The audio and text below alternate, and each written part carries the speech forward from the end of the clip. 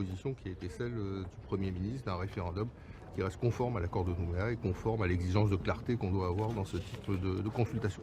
Le deuxième aspect important pour moi à l'occasion de ce comité des signataires pour Calédonie Ensemble, c'est que le dialogue a pu être renoué, du moins la perspective du dialogue a pu être renouée. Vous savez que le G10 qui avait été constitué a subi quelques défections en cours de route, au moins deux.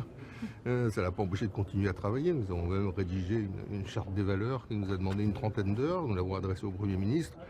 Bien évidemment, plus cette charte est partagée, mieux elle se portera et plus elle pourra incarner auprès des Calédoniens ce qui nous rassemble, ce qui nous unit, au-delà de notre position sur l'avenir institutionnel. C'est important de donner ce signal-là avant la date du référendum. Et donc demain, le Premier ministre lui-même, c'est un honneur, c'est une responsabilité aussi, présidera le G10 et j'espère qu'à cette occasion-là, on pourra ensemble renouer les fils du dialogue et finaliser la charte sur laquelle nous avons déjà travaillé.